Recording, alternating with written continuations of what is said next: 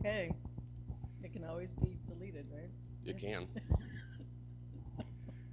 Good morning. Welcome to another episode of Alex and Don in the Morning. We have a special episode, Church Lady Edition.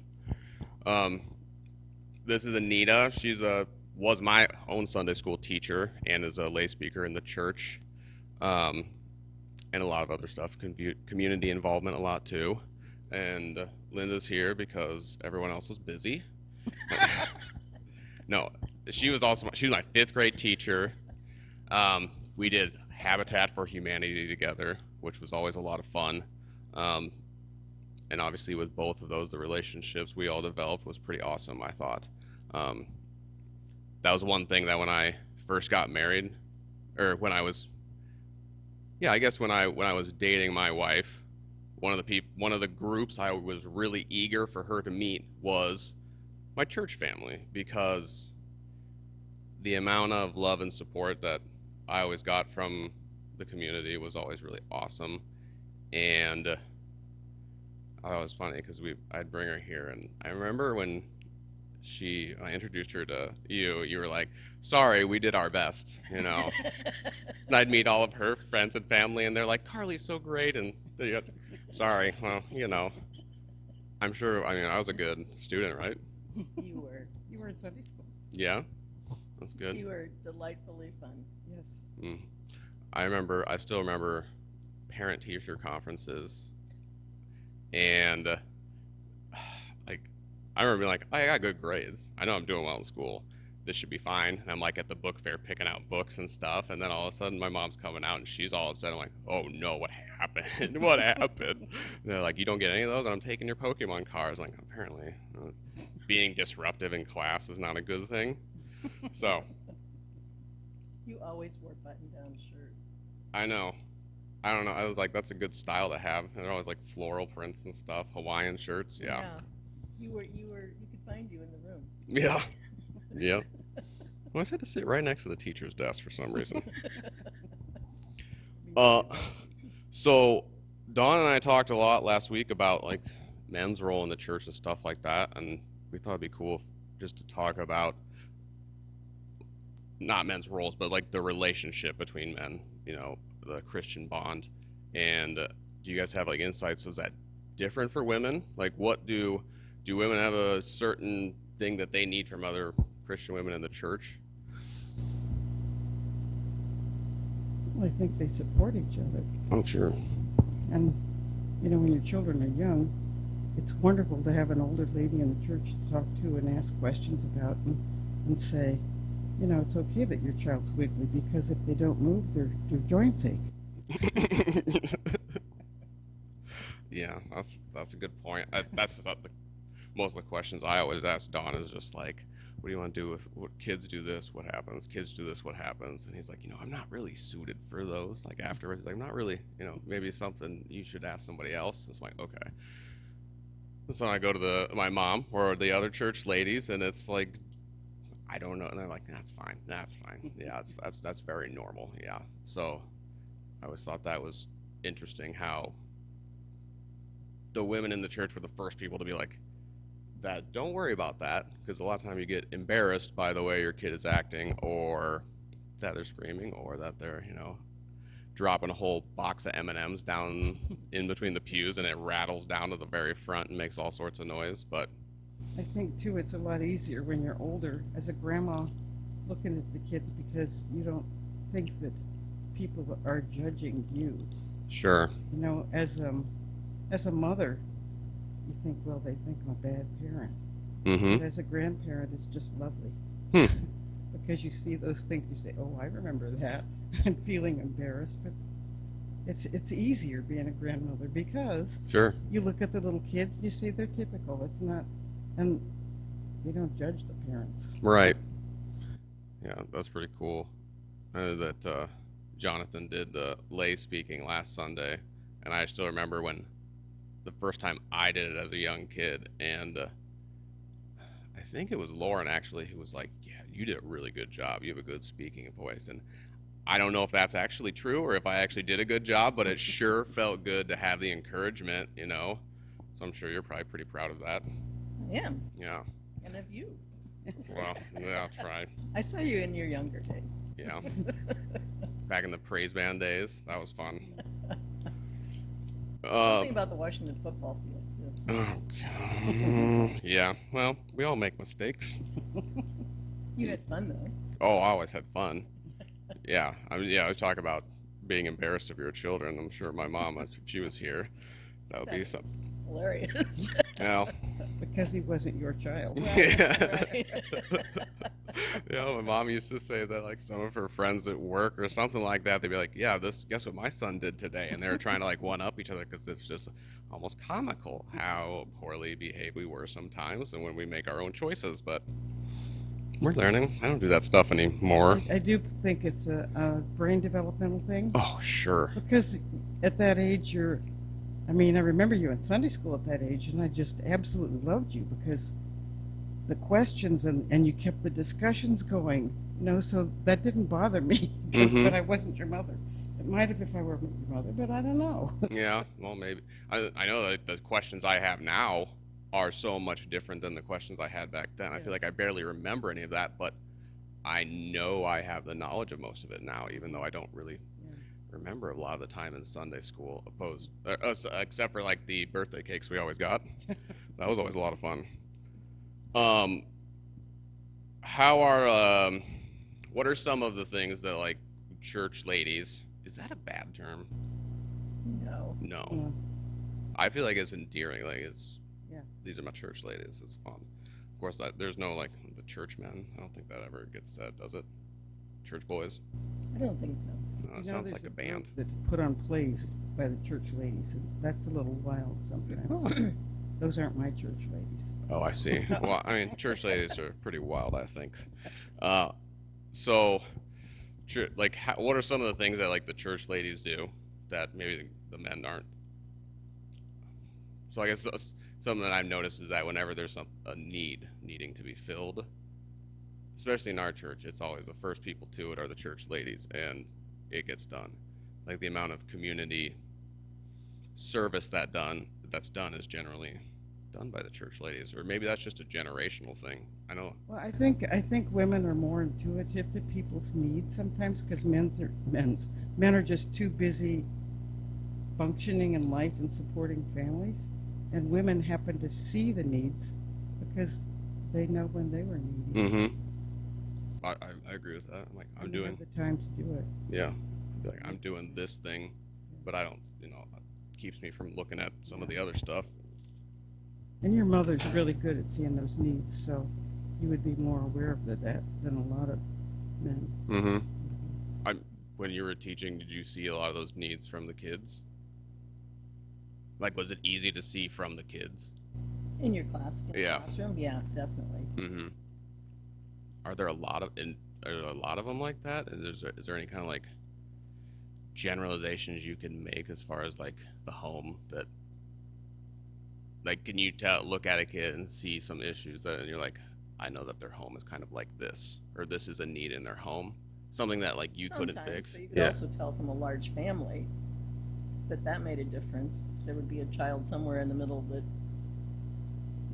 was quieter than everybody else and just needed a little encouragement. Yeah.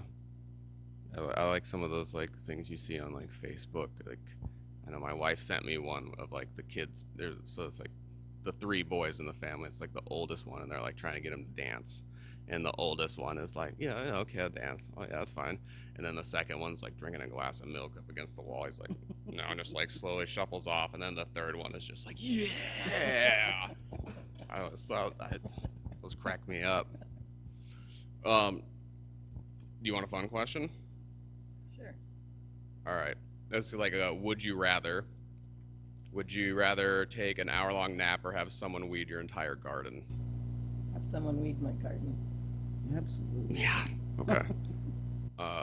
This is one of my favorite would you rathers is, would you rather have to fight a chicken every time you got into your car, or fight a monkey once a year, but you get a sword? Monkey.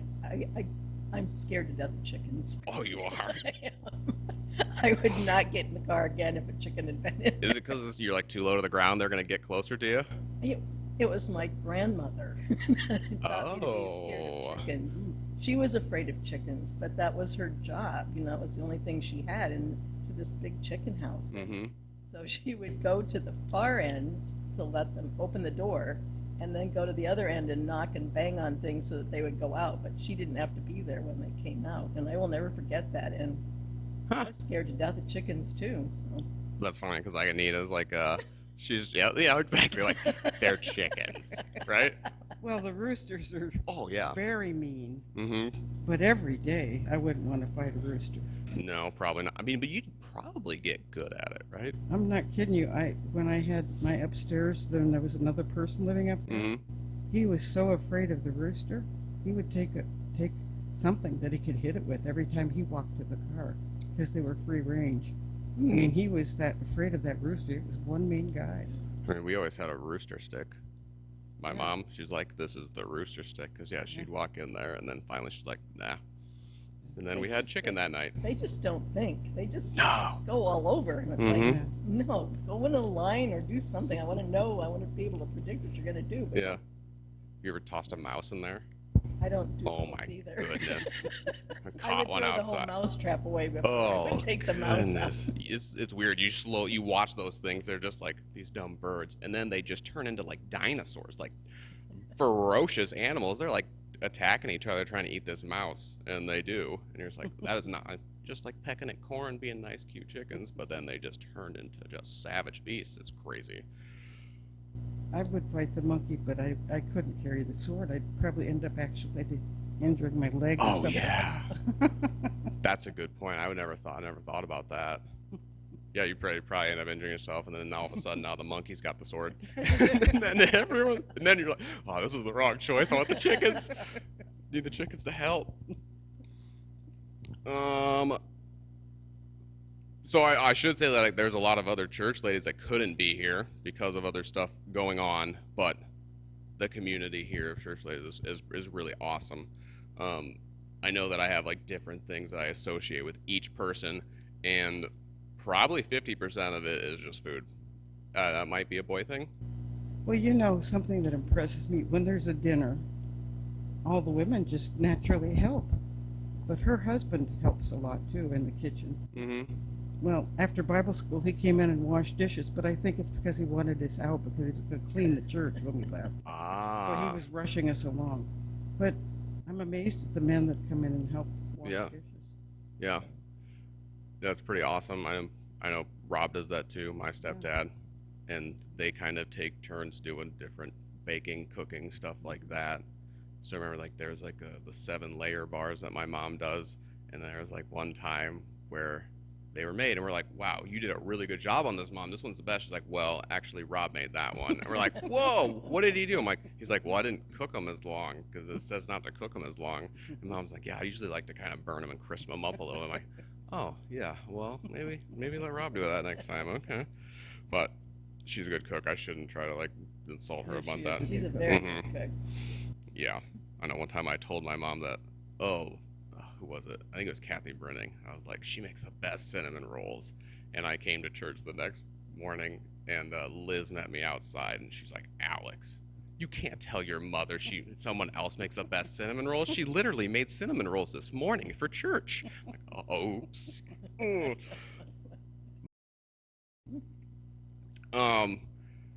What are some of the best ways to serve other Christians in the community?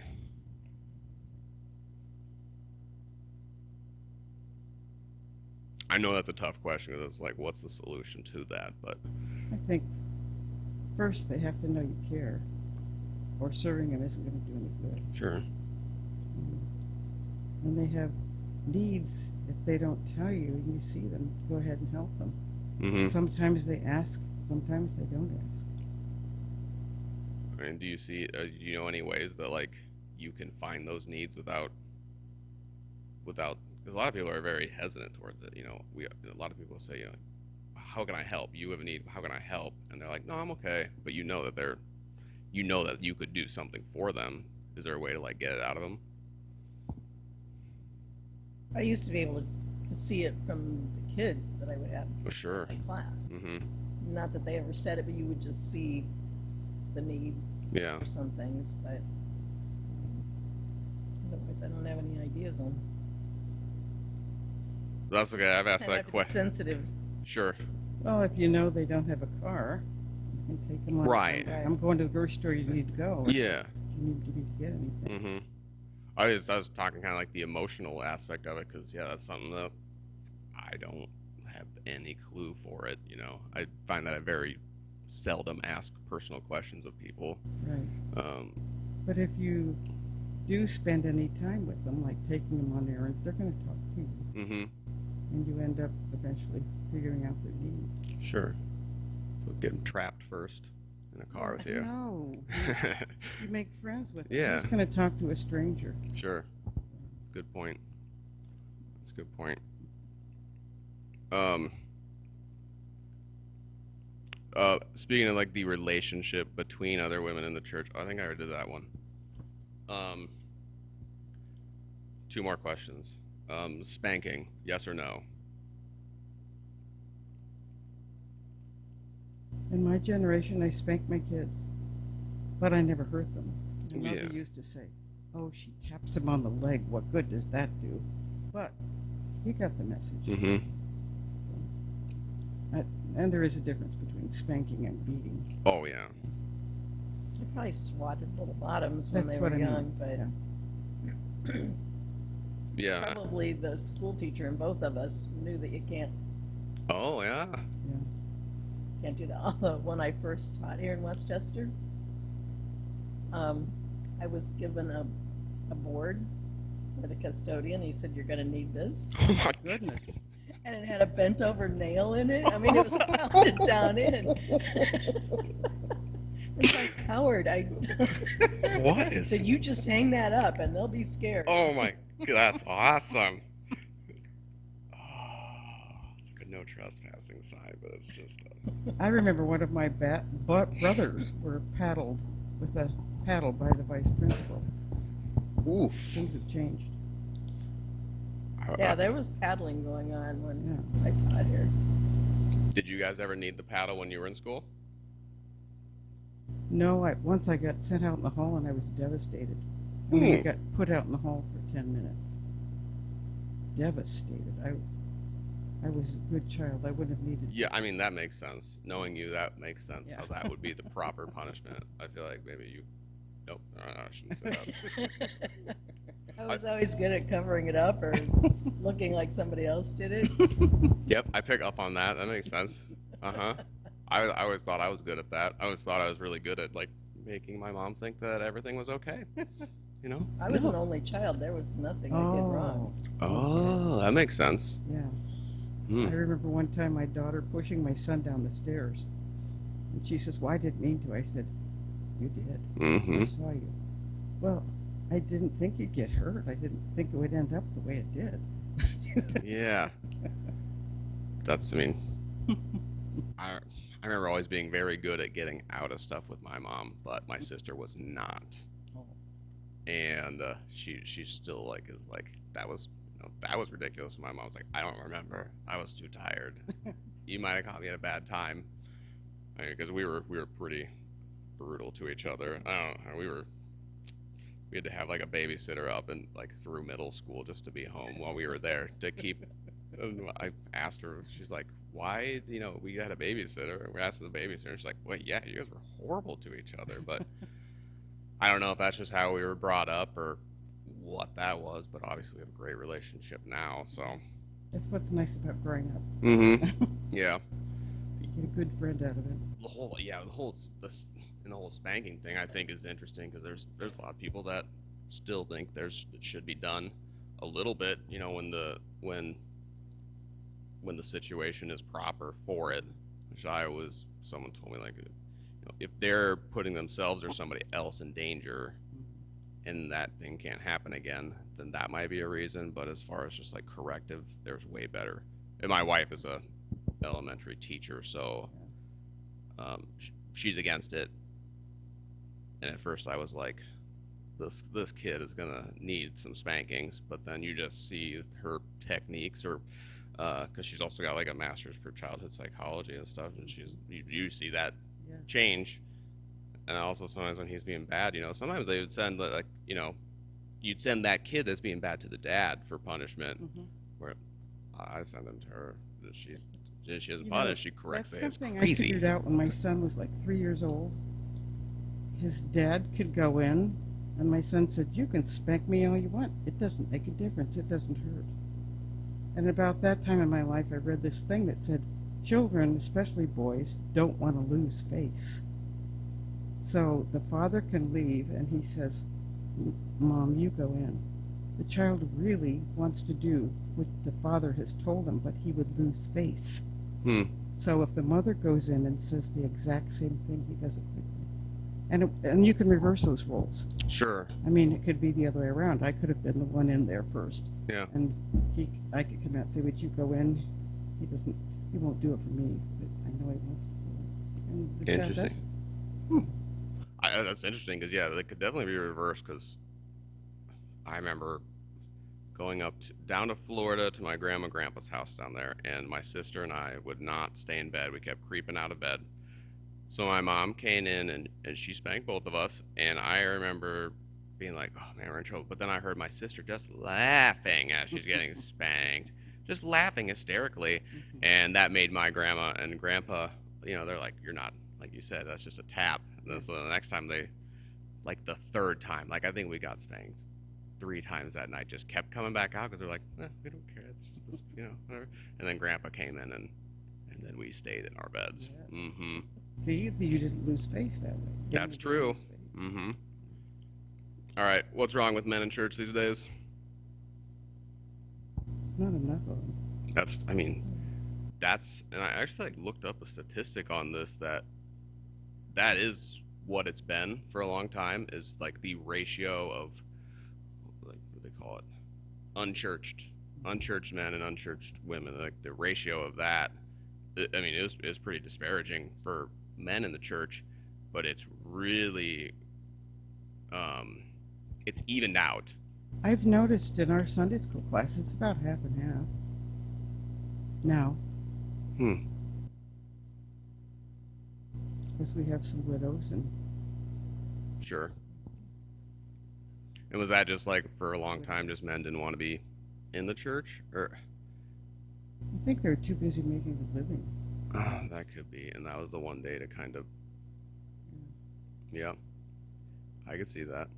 So wouldn't Especially in this rural community. I mean, they're doing chores and stuff all the time. mm-hmm. So it's kind of have to have a setup with your, I know that was always important for my family, because we go to church every Sunday. This is, really, you spend all day working, you spend all day at school when you're kids. That's all good. We all need that so that we can learn, so we can provide in a greater way for each other. But when it comes down to, your own personal salvation, it's hard to give up on that Sunday, especially for little boys, if they don't see their dad going to school or going to church. Right. That's one thing where it's like that Charlie picks up on every little example I have, and isn't that awful? The good ones and the bad ones. You see him Oh doing my something. You can't do that. Yeah. Oh yeah. He's like, I where he got that from? And my wife's like, really, really? I've heard you say those exact 4 cuss words in a row, and that's clearly where that's coming from. That's crazy. Yeah. So I've gotten better. I hope. At least he doesn't say it in church anymore. He used to do it every time someone gave him a fist bump, so like I had to like shield people from that. Like why he associated those things together, I don't know, but yeah. And you could only even say it once and they would pick it up. Oh yeah. Uh-huh. Well, if you say it once and then you're like, Yeah. now that daddy said that, but you shouldn't ever say that again. And you just see the little wheels turning in his head, and he's like, oh, Put that one in woo, storage. lock that one away. I'll save that for later when we're in church. All right. I think someone was saying, I think it was Terry that was saying one time about how, I don't remember who it was. I think it was Jeff Cuddyback. She told a story how one time that he was being unruly in church, and so mom picks him up, and he's like, "Don't beat me, mom, don't beat me." And she's like, but but she probably had never beaten him. But why would he say that? Just a little, they're good at being kind of manipulative that way, right? Yeah. Do they ever grow out of that? Have you? That's a good way to answer that. I felt like for a while I was like trying to consciously stop doing that because I was so used to, doing that to get my way. But now yeah, I think so. Okay. Mm-hmm. Then yours will grow out of it. Yeah. Oh, that's good. That's good to know. Okay. Well, I think that's all the questions I have. Thanks for helping and filling in and showing this kind of cool relationship that we all have here. And if anyone wants to come to join our family, 10:45 Sundays, and yeah, we hope to see you guys all there. Thank you.